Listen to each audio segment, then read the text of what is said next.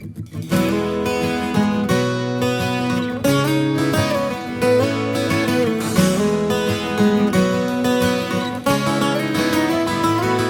ny aho tsaroako fanangatsika lay fitiavana zay niandry tao amponao.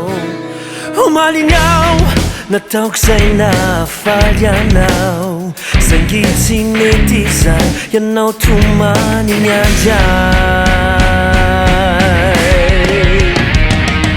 Zatoka tsy mety ahita tory anao fa manontantena hoe mbola tiako ve. Zatoka misalasalotra ianao mitatsy atoko mbola mitako. Zatoka miveriverina tsy miala ao antsainao lay toko masoko. Tena tsy aho fa ho avy aho hividina fitiavana izy beta tsisy fera fa ho avy any aho na izao tsy manateny aho afahako milazany fa ny ao ampoko ao anye madio. Tsy manateny aho ampilazako etikanao satria tsy fantatrao ny toeranao ampoko ao. Zatoka tsy mety ahita tory anao fa manontantena hoe mbola tiako ve. Zatoka misalasalotra ianao mitatsy atoko mbola mitako. Zatoka miveriverina tsy miala ao antsainao lay toko masoko.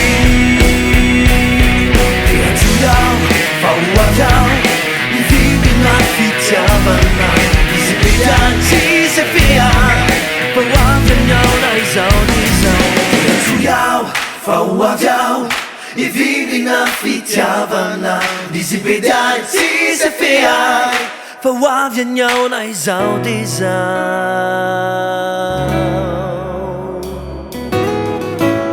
Tsy manateny aho afahako milazany fa ny ao ampoko ao anye madio.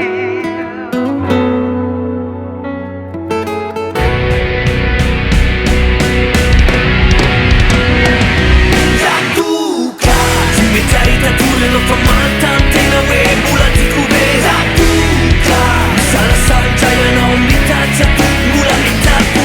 Zatoka miveriverina tsy miala ao antsainao lay toko masoko.